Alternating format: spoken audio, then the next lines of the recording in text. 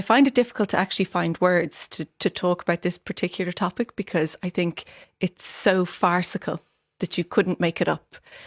Like, on the same day yesterday, when it was supposed to be agreed at Cabinet to sign this deal off, in the Children's Committee, we were discussing the Burials Bill, which is dealing with the mass child and infant graves throughout this country that are there as a result of religious control of women's healthcare. We're still dealing with the fallout from that situation. And obviously there isn't time on this programme to go into how harrowing the stuff we've heard on that committee. And then fast forward to 2022, we have the biggest investment in women's healthcare in the history of the state. And the government's plan is to hand our National Maternity Hospital over to a holding company owned by the Sisters of Charity. It sounds like some kind of a sick joke. I find it very difficult to actually even get my head around. And then we have the Taoiseach coming into the Dáil today and saying, well, there's no real difference actually between a leasing agreement and ownership. Like, would the Taoiseach say that about his house?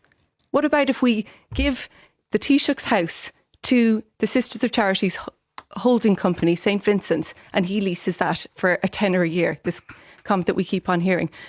The fact that it's a tenner a year is irrelevant. People's concerns, like you've highlighted, are concerns around women's healthcare being controlled by a religious order. We know the fallout of that. Then there is the other really crucial issue here, which is that the fact that it is a manifestly terrible deal for the public that we would build a hospital in the region of €1 billion.